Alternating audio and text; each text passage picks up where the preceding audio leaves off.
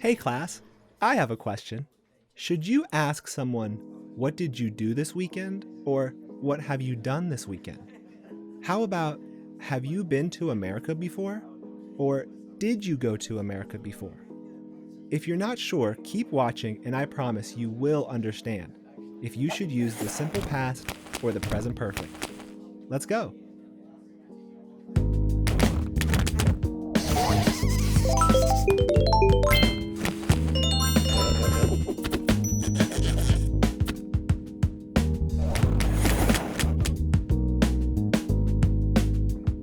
Let's start by making each of the tenses based on their simple present form.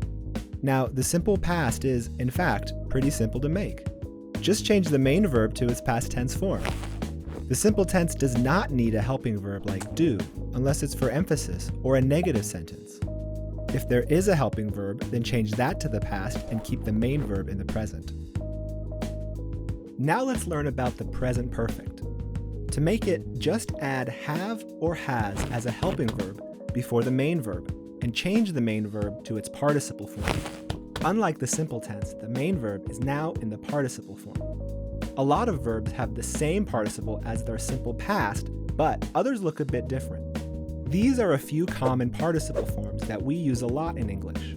Make sure to memorize them so you can use the perfect tense perfectly.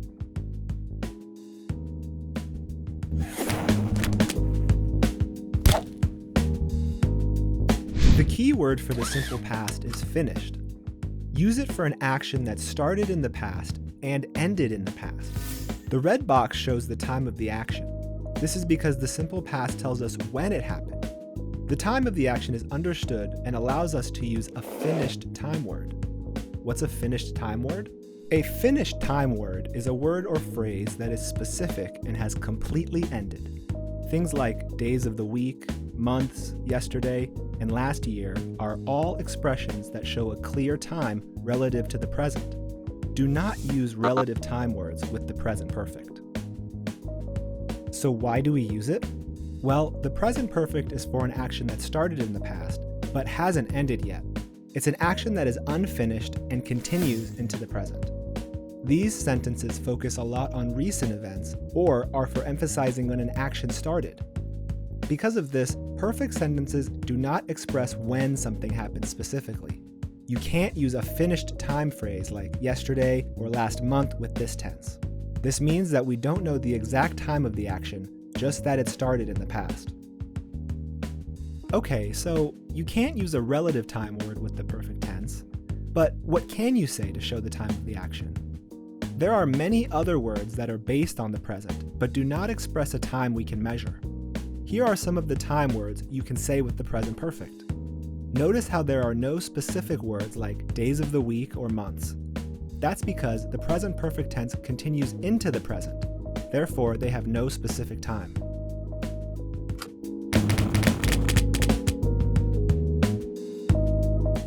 I think a lot of ESL students assume native speakers use the simple past more than the present perfect. The truth is we use both almost equally. So when's the right time to use each one? Let's talk about it. The first thing to consider is attitude. What's the intention of your sentence? Here's an example. We have two sentences. What did you do today? And what have you done today? They both ask about the past. The first sentence, however, has a more innocent meaning. With no context, it sounds like we are just curious and without expectations. The focus is on the action and not on the result. Like someone asking their friend about their day. The second sentence implies something more. Number 2 expects results or an explanation, like a mother checking if a child did their homework. The next difference focuses on whether the action happened recently or not. Because simple tense verbs are completed actions, you can use it for anything in the past, including something that happened a long time ago. The perfect tense's connection to the present, however, makes it more appropriate for recent activities. Another key part of the perfect tense is using it to talk about experiences. Experiences stay with you forever. Once you've done something, you cannot undo it. So we use the perfect tense to talk about it.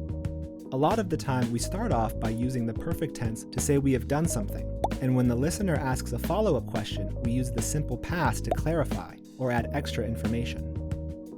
And last is, what does each tense imply? The simple past focuses on the action itself. It's important that you know, I ate lunch today.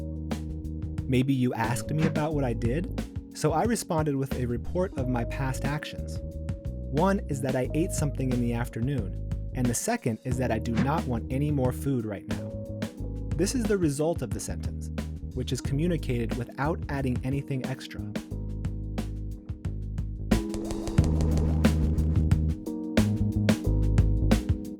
There's been a lot of information in this video. Let's review what we've talked about so far, starting with the main points of the simple tense. A verb in the simple tense is finished. This means that it started and ended in the past. Therefore, we know exactly when it happened. Because we know when it happened, we can use a finished time word, otherwise known as a relative time word. A relative time word is a word like yesterday, last week, or a specific month in the past. With the simple tense, the time of the action is understood and usually important to the sentence. Use the simple past for actions that happened at any time in the past, even ones that happened a long time ago. The present perfect, however, starts in the past but continues into the present. This makes the exact time of the action unknown. Because we don't know the exact time, we cannot use a relative time word with it. Instead, we can use words like yet, just, and until now. The perfect tense is used for things like experiences, recent events, and implying something like shock or further expectations.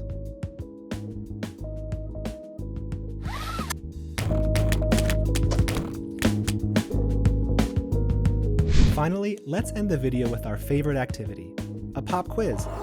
You will see 5 sentences with a missing verb. Pick the right form of the verb for each one. I promise it's not too bad. Pause the video so you have time to finish.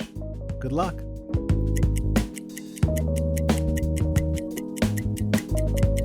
Alright, hand in your papers and let's go over the answers together. Starting with number 1, you should have written, have not visited. This is in the perfect tense because of the use of yet, which means until now. Number 2 is a bit tricky. You can actually say has found or found.